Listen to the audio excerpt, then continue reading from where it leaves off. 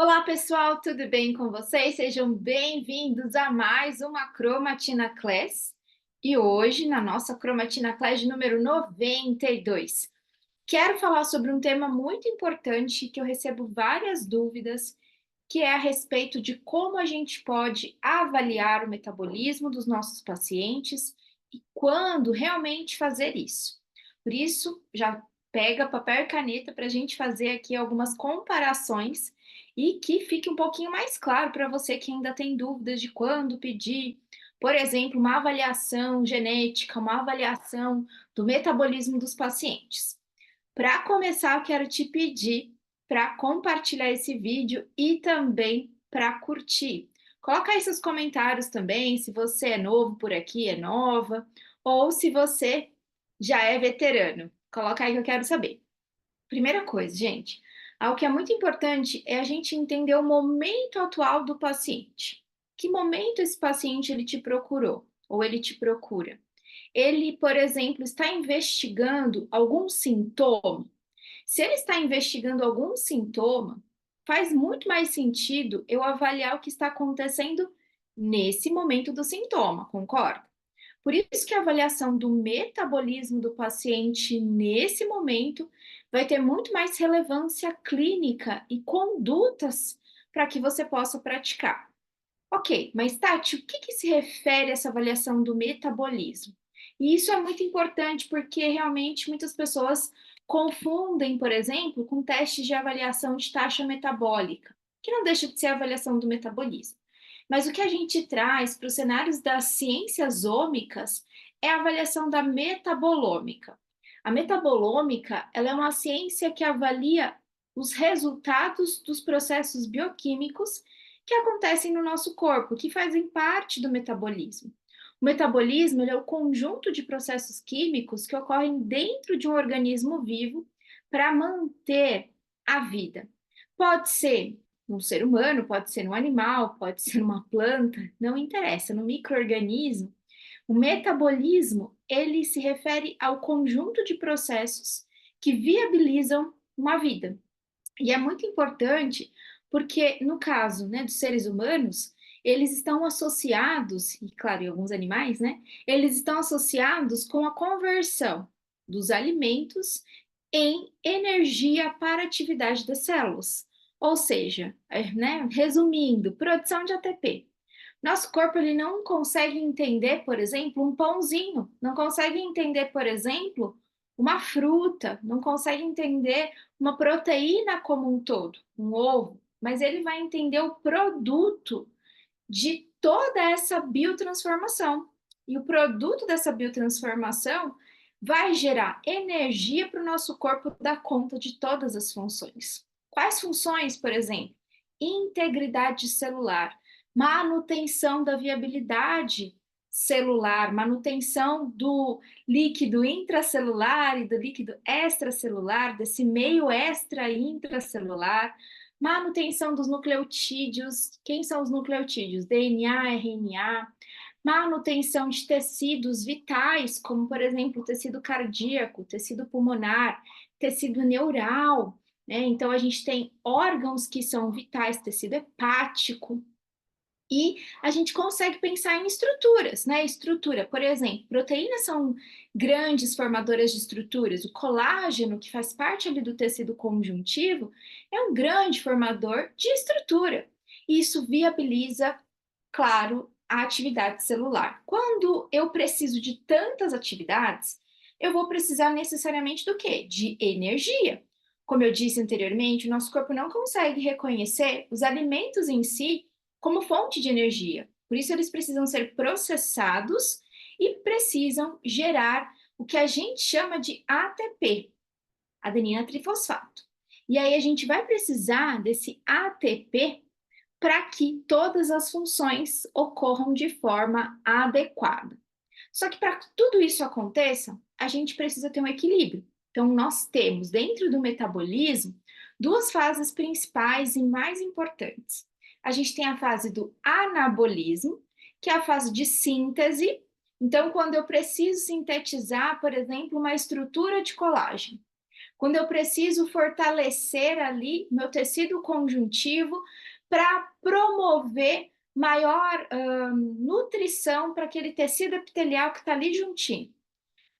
Fase de anabolismo. Quando eu preciso degradar, por exemplo, eu pego um carboidrato, faço ele passar pela via da glicólise, e aí ele vai entrar no ciclo de Krebs para lá nas mitocôndrias gerar ATP. Eu faço uma degradação nesse primeiro momento desse carboidrato para fazer ele entrar no ciclo de Krebs para gerar o ATP, que vai ser importante para várias atividades celulares. Então, eu preciso ter equilíbrio. Quando acontece um desequilíbrio, por exemplo, o que a gente consegue observar? A gente consegue observar a presença de doenças crônicas. Então, vamos pegar, por exemplo, uma doença crônica em que a gente pode ter bastante catabolismo. Câncer. É muito comum a gente ter um processo de catabolismo no câncer. Tati, mas o câncer ele não é anabólico quando ele inicia. Então, as células tumorais, ela inicia um processo anabólico de sobrevivência, de síntese. Ela vai sintetizar novos vasos, vai fazer angiogênese, ela vai aumentar ali a atividade dela mesma para crescer e ela vai potencializar tudo que for de substrato energético para ela mesma. Então, ela está fazendo um anabolismo para ela, mas para o corpo gera muito catabolismo. Se eu estou favorecendo uma célula em detrimento de outra, e além disso, vem todos os tratamentos, muitas vezes, muitos pacientes ficam muito inapetentes, eles ficam com uma menor sensação de fome, tem uma plenitude gástrica maior, tem uma maior sensação de saciedade. O que isso pode gerar? Pode gerar um déficit nutricional, de consumo mesmo. Só que ao mesmo tempo, o corpo dele precisa de ATP, precisa de energia para a defesa das células. Porque apesar dele estar em tratamento, ele precisa continuar a movimentar todas as defesas que ele tem, defesas celulares, para que então possa combater, por exemplo, vírus, bactérias que ele tem ali, qualquer tipo de exposição. É um paciente que fica um pouco mais imunocomprometido, principalmente dependendo do tratamento. Então, eu preciso nutrir as células deles para que eles consigam ter realmente uma chance de resposta. Levar nutrientes para essas células para que essas células elas tenham muito mais chance de resposta de defesa. Em paralelo, o que pode estar acontecendo com esse déficit nutricional? Ele está consumindo menos calorias e, além de consumir menos calorias, ele também tem um gasto energético muito mais acelerado por conta desse processo todo que está acontecendo. E aí, então, a gente começa a observar perda de massa magra no paciente oncológico, por exemplo. Uma questão importante de sarcopenia. E, além disso, a gente consegue ver, por exemplo, nos idosos, uma questão importante de sarcopenia. Você já ouviu falar na síndrome do obeso sarcopênico? Porque se eu começo a observar, né? Pacientes obesos têm um volume de massa corporal maior. Teoricamente, eles seriam mais nutridos. Só que a questão é que eu tenho uma adiposidade muito grande e poucos nutrientes disponíveis. Porque geralmente o consumo maior é por conta de alimentos com alta densidade energética e baixo valor nutricional. Então, isso vai favorecer principalmente a falta de nutrientes. E geralmente esse paciente ele não faz muita atividade física para potencializar um ganho de massa magra adequado. Isso vai favorecer cada vez mais um comprometimento de todas as respostas metabólicas, porque a gente está falando de proteína como realmente um nutriente estrutural, um nutriente que vai favorecer a base para muitas atividades celulares. E algo que vai ser importante também o paciente renal crônico, um paciente que tem uma doença renal.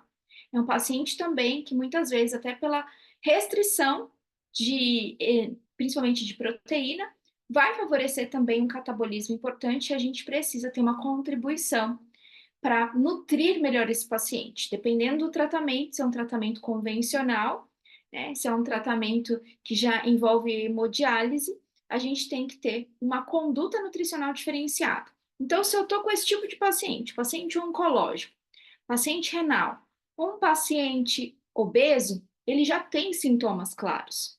Ele já apresenta alterações clínicas relevantes no exame bioquímico, no exame de imagem, ou ainda um paciente que tem efeitos colaterais, e tudo isso pode ser avaliado do ponto de vista metabólico.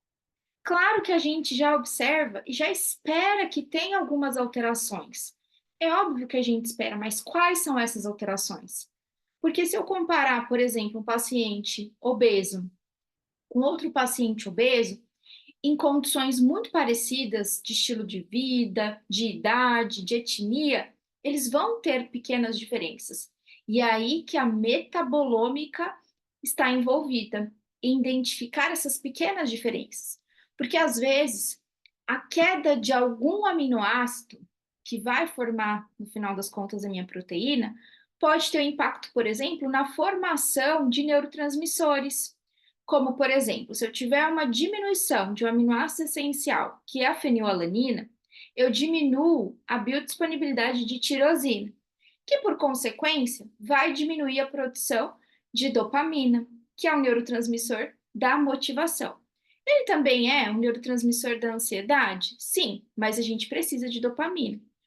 O que vai influenciar, por exemplo, é quando eu tenho uma queda brusca. Então, esse paciente ele pode ter mais suscetibilidade de alterações de transtornos emocionais.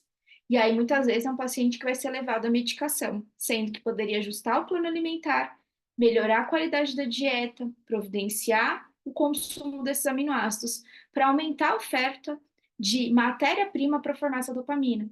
Só que você não tem impacto só em dopamina quando você restringe por algum motivo, a tirosina.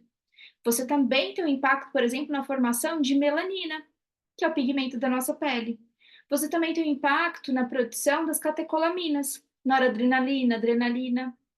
Claro que tudo de forma organizada e equilibrada vai fazer muito sentido para a atividade celular adequada e para a nossa saúde. O problema é quando está tudo muito bagunçado.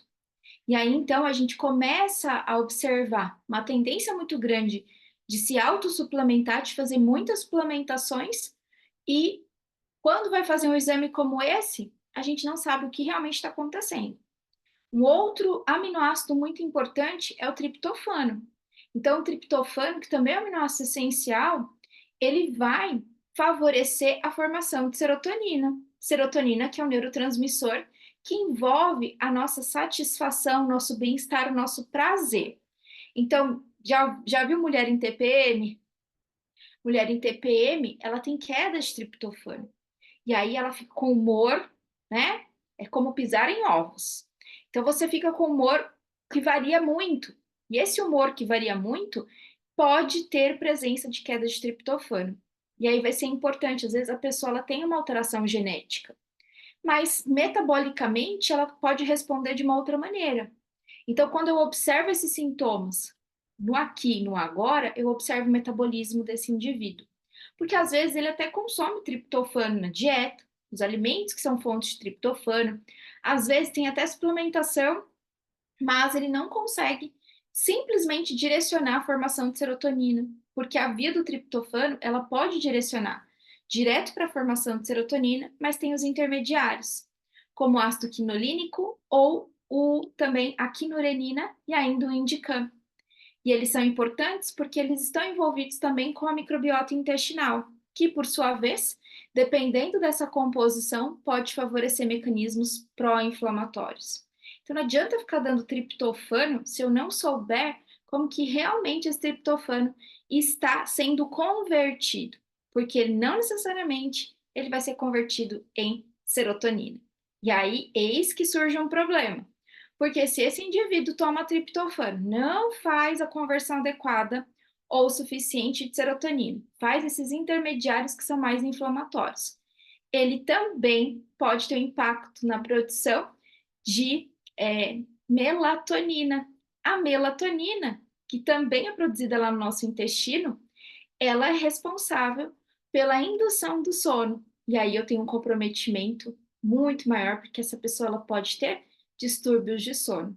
E uma pessoa que não dorme bem é uma pessoa muito mal-humorada no dia seguinte. Imagina triptofano caindo, não dorme bem, dopamina lá embaixo, ela tem pouca disposição para o dia a dia. E ela é interpretada muitas vezes como um paciente, como uma pessoa que às vezes pode ser interpretada como uma pessoa preguiçosa, uma pessoa depressiva. Claro que ela vai se tornar uma pessoa um pouquinho mais devagar, porque ela tem todas as alterações acontecendo. E aí vai ser importante o quanto antes eu identificar, fazer essas correções.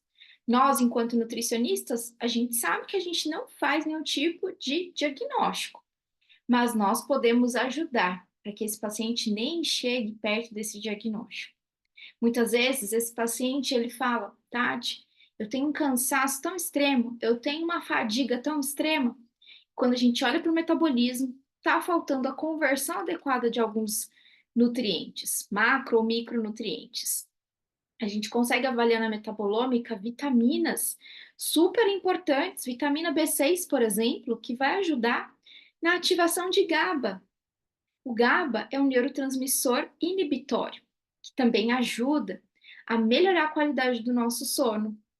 Então, quando a gente consegue observar o metabolismo do paciente, eu consigo ter muito mais estratégias, definições e assertividade para proporcionar dentro de um planejamento alimentar e dentro de um acompanhamento. Isso é muito importante. Muitas vezes a pessoa fala assim: ah, então eu não vou fazer o exame, eu vou só suplementar e tá tudo certo. Não tá tudo certo, porque eu não vou saber de fato o que está acontecendo e onde eu posso intervir com muito mais assertividade.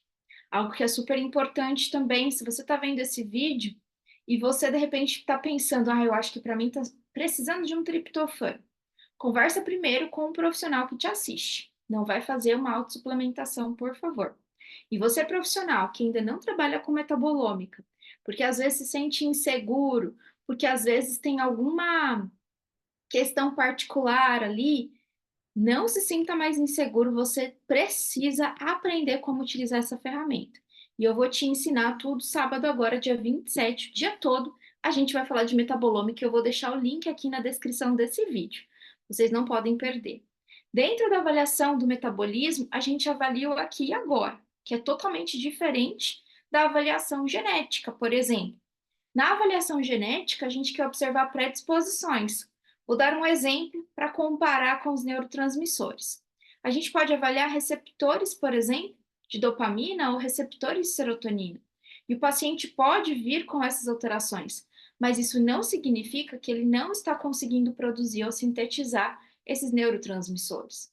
Ele pode vir também num teste genético com outras alterações que envolvam, por exemplo, transporte, ou até mesmo receptores de algumas vitaminas. Mas isso também não quer dizer que ele tem alteração metabólica dessas vitaminas. É só uma predisposição. Então, quando eu penso em adequação de nutrientes, eu não posso olhar só para a genética, eu tenho que olhar para o metabolismo também. E vocês poderiam me perguntar, mas Tati, vamos lá. Eu tenho o exame bioquímico do paciente, aqueles exames que o médico, o nutricionista prescreve, o convênio cobre. Eu não posso olhar para esses exames? Você até pode olhar para esses exames e se você tiver em mãos, você deve olhar para esses exames.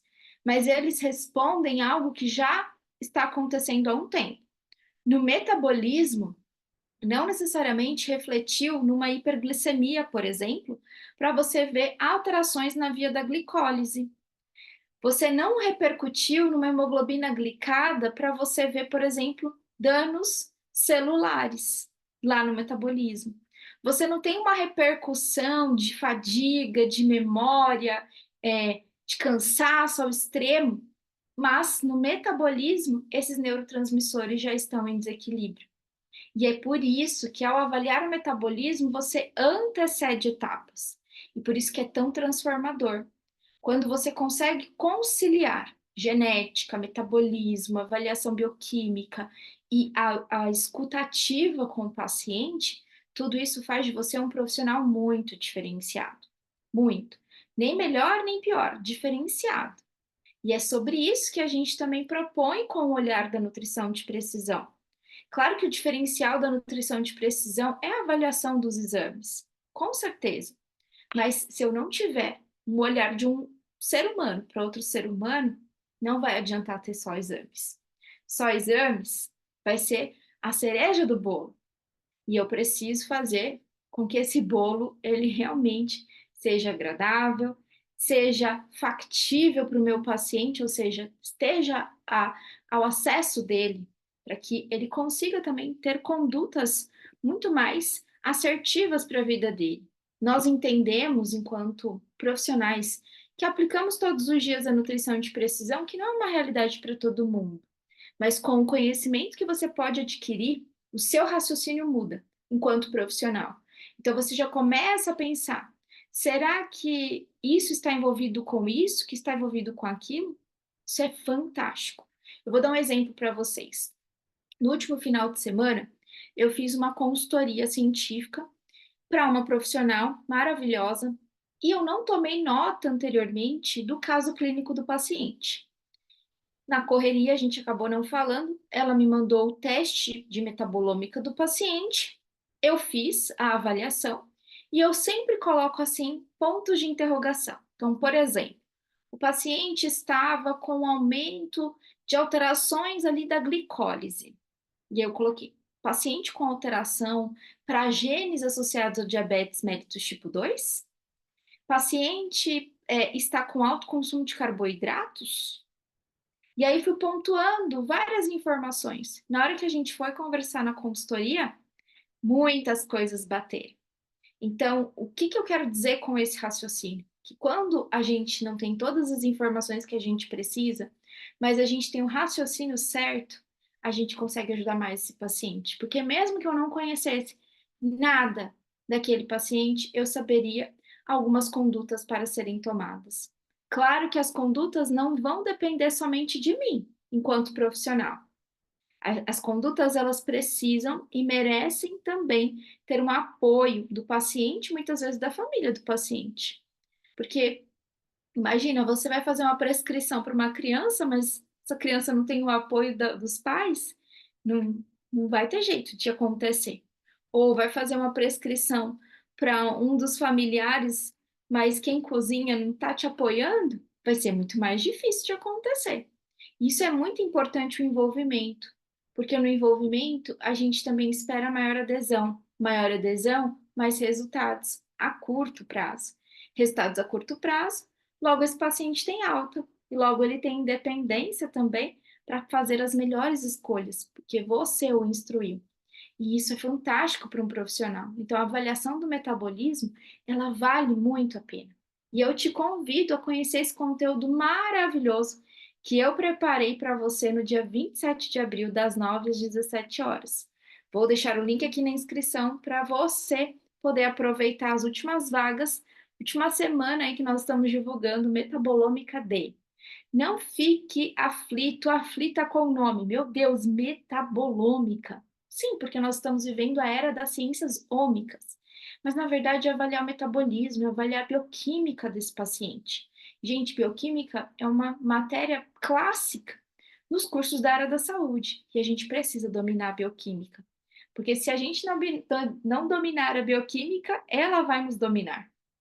Essa é a verdade. Em qual sentido? Porque as ciências estão aí. Os exames. Imagina seu paciente chegando no seu consultório amanhã, falando, doutor, eu trouxe aqui um exame que eu fiz e ninguém me avaliou ainda, eu queria que você desse uma olhadinha. Claro, por que não? E aí pega lá um exame de metabolômica. O que eu faço com essas informações? Hum? Isso e tudo mais a gente vai ver no Metabolômica D. Espero que vocês tenham gostado da Cromatina Class de hoje. Quis responder algumas perguntinhas que me fizeram lá no Instagram, mas eu acho válida. Eu acho que elas são válidas para a gente trazer aqui também, porque muitas pessoas passam por aqui e não passam por lá e vice-versa. Tá certo, gente? Beijo no coração de vocês, uma semana abençoada. Fiquem com Deus e até a próxima Cromatina Class. Tchau, tchau, gente!